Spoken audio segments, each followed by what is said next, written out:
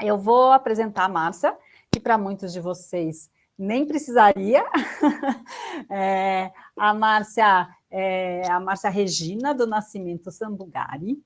Ela é formada em Pedagogia pela UFMS, é mestre em Educação pela Unesp e doutora em Educação pela PUC de São Paulo. Ela é professora associada da UFMS, com atuação no curso de Pedagogia e no mestrado do Programa de Pós-Graduação em Educação do Campus do Pantanal, em Corumbá. Atualmente, ela coordena o curso de especialização em alfabetização e letramento oferecido a professores das redes de ensino de Corumbá e Ladário.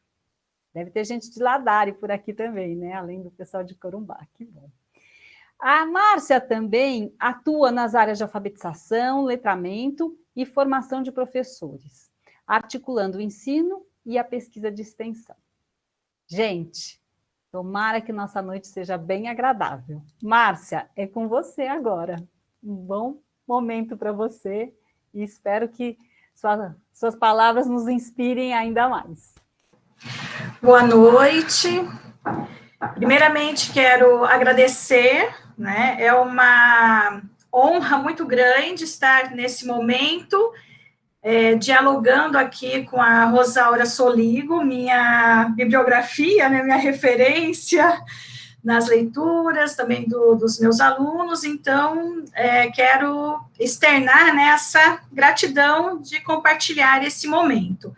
Agradecer a Silvia, né, a Renata, por esse convite, e a gente poder dialogar um pouco, né, e que a internet corumbaense, pantaneira, contribua, né, a gente está passando uns momentos, assim, complicados, de conexão, mas parece que vai dar tudo certo, né.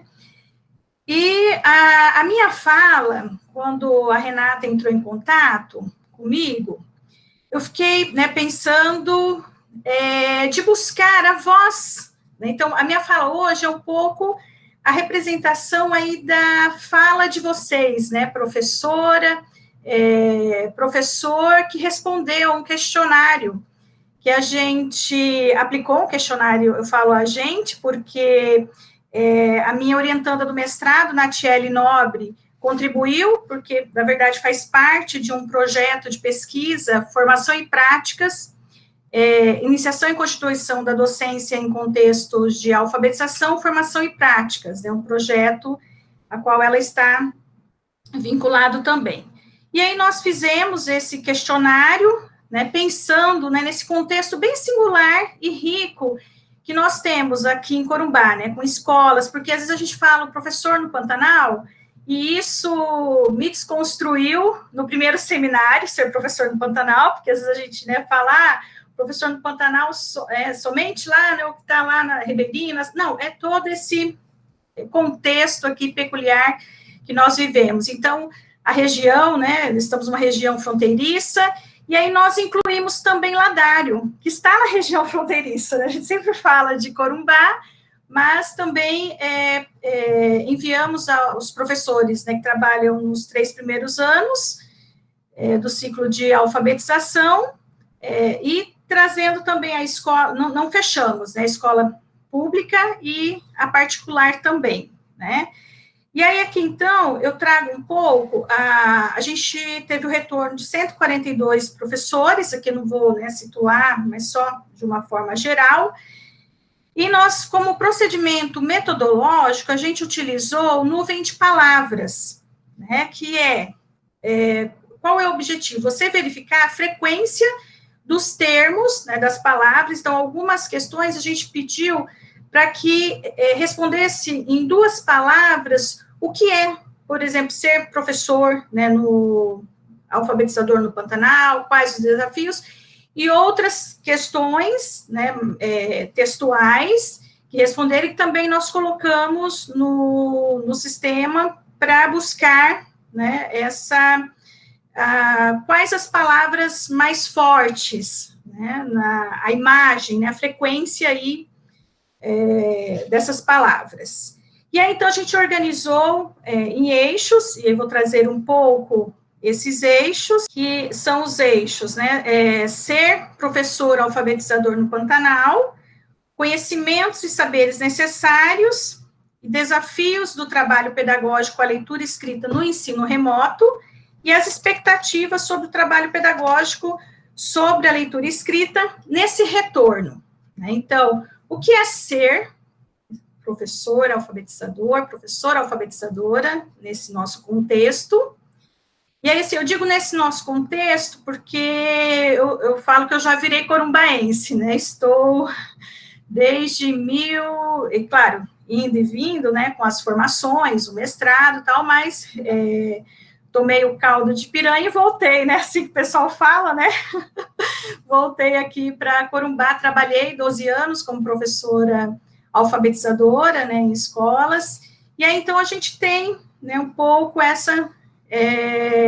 esse conhecimento, né, dessa realidade e dos desafios também. Então, no próximo slide, Paulo, eu trago aí o que é ser professor alfabetizador no Pantanal. E aí tem a imagem das palavras, então as palavras que estão maiores são as que mais se destacaram, foram as que tiveram mais frequência. E aí eu quero destacar, então, né, que os professores, que vou falar de uma forma geral, né, pois, né, destacou que é desafiador.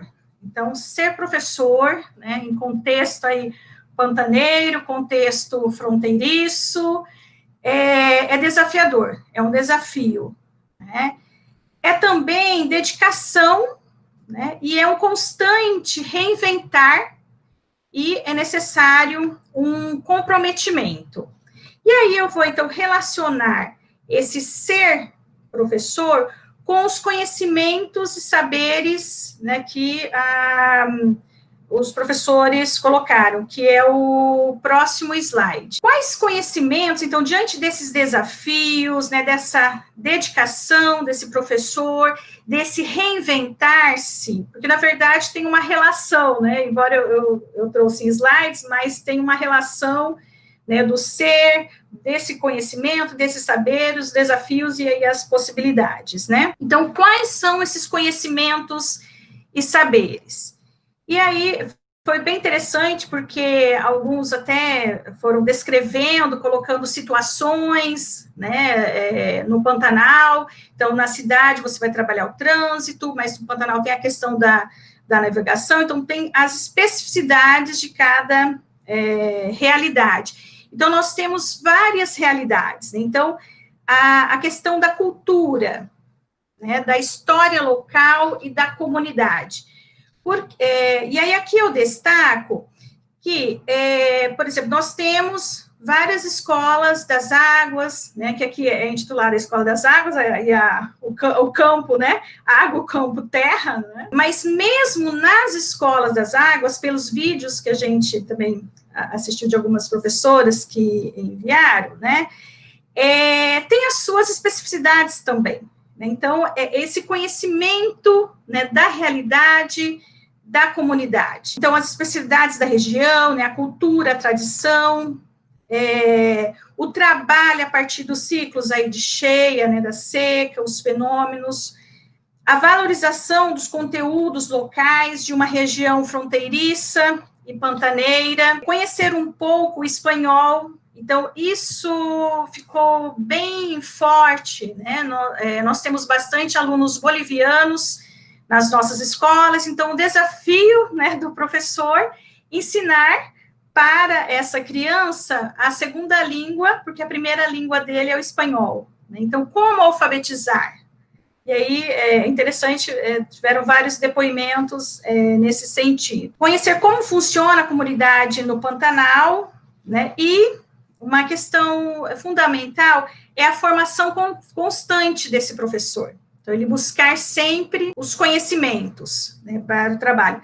E a oralidade, a prática de leitura, a produção de texto, número e operações. Então, esses conhecimentos articulados a esses saberes. Então, alguém até destaca assim, a gente precisa trabalhar o conhecimento local, articulado ao conhecimento que ela intitula como oficial. Então, fazer essa mediação, né? Isso evidencia que ensinar a ler e escrever não é apenas ensinar a codificar e decodificar. É necessário que tenha sentido para o aluno, que as práticas de oralidade, de leitura e escrita estejam voltadas para a realidade dos alunos. E que a realidade é essa? Né? Temos uma riqueza cultural enorme que precisa ser levada em conta, porque nós temos muitas peculiaridades. E aí, a importância, então, desse processo de alfabetização ser contextualizado. Então, trazer as práticas sociais de leitura e escrita. Aí fala, mas não tem acesso. Mas eu preciso conhecer que acesso as famílias têm, essas crianças têm. Eu achei tão bonito que eu falei que ainda vou transcrever uma fala de uma live, eu não sei se foi do lançamento do livro da Magda Soares, que ela fala do trabalho dela lá em Lagoa Santa, e que as crianças, desde bebês, já têm acesso aos livros. Então, é papel, né, da escola, e isso a gente vê, né, o trabalho aí de levar, então, o esforço, né, eu vi várias notícias, né, desse esforço nas escolas ribeirinhas, os professores levando e lendo histórias, né, para as crianças. A gente sabe que nesse momento de ensino remoto, esse momento de distanciamento, isso é muito difícil, mas tem que se destacar aí esse exercício, né, que algumas escolas têm feito para chegar. E aí a Magda diz que hoje as crianças não têm esse acesso nas famílias. E quem sabe, então, essa é a esperança delas, que os filhos dessas crianças sejam diferentes. Que eles tenham o gosto, o prazer pela leitura. Né? Por quê? Porque eles estão tendo esse acesso. Então, isso é uma responsabilidade nossa, né, de levar. Então, alfabetizar não é simplesmente a gente ensinar, né, o Baba e Bobu, as famílias silábicas, precisa ter esse sentido, né, partir realmente do texto. Né? E aí, então, vamos para o outro slide, que são os desafios sobre o trabalho pedagógico com a leitura e a escrita no sistema remoto. E aí, se vocês verem, né, qual a palavra que saltou aí nos desafios, né? A internet. Então, acesso à internet, acessibilidade, garantir o acesso a alunos. Então, eu sinto assim, um grito, né, dos professores nessa angústia, né, desse problema do acesso mesmo, que teve no primeiro momento, e claro, o município, a rede municipal foi aí encontrando caminhos, e não só a questão porque a gente sabe que acho que num estudo que foi feito, 60% não tinha acesso, né, à internet, a dispositivos, mas foi feito todo um esforço, né, dos professores de preparar esse material. E aí uma questão que eu quero destacar é a questão fronteiriça, né, porque a fronteira fechada, então também isso apareceu, né. Então, a dificuldade maior com relação à entrega das atividades, não saber como o meu aluno está se saindo, né? Não tem como eu passar um feedback. Então, essa preocupação. Mas, por outro lado, alunos que moram, né, do outro lado da fronteira, não pegam as atividades, não têm acesso à internet. Então, essa questão também ficou bem evidenciada, né, como desafio. E a questão do avaliar, né? Então, como avaliar? Então, eu falo sempre que nós estamos no momento do desconhecido, né, do reinventar. Então, a avaliação será diferente também. Né? Não dá para a gente partir daquela avaliação tradicional. Então, a gente precisa buscar o que é que essas crianças estão aprendendo em casa também.